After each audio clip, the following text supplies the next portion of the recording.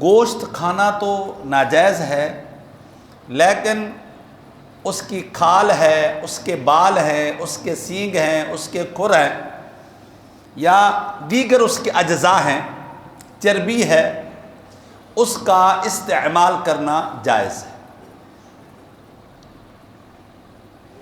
اللہ تبارک و تعالی عز و جل نے ارشاد فرمایا انما حرم علیکم المیتۃ، جو میتہ جانور ہے، مردار جانور ہے، وہ تمہارے اوپر حرام ہے۔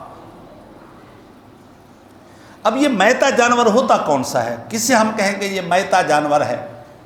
یہ بات یاد رکھیے گا، جس جانور کو ہم نے شرعی طریقے پر ذبح نہیں کیا وہ مردار ہے۔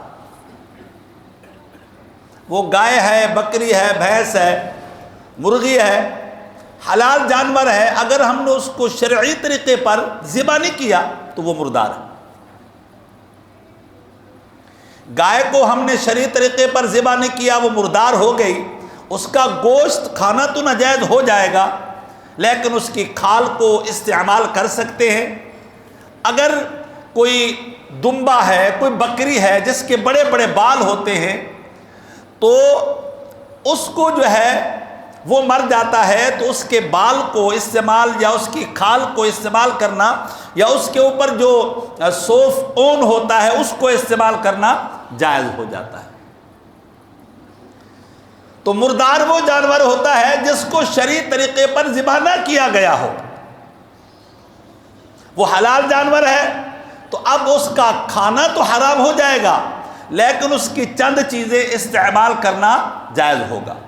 کھانا ناجائز ہوگا، لیکن اس کے بال ہیں، کھال ہے، یہ استعمال کرنا جائز ہو جائے گا۔ اچھا، یہ جو ذبح کرنا ہے اس کے دو طریقے ہیں، ایک ذبح اختیاری ہے، ایک ذبح اضطراری ہے۔ ذبح اختیاری کا مطلب یہ ہے کہ ہم نے جانور کو پکڑا، اس کو لٹایا اور ہوش و حواس کے ساتھ بسم اللہ اللہ اکبر پڑھ کر کے ہم نے ذبح کر دیا، اسے کہتے ہیں ذبح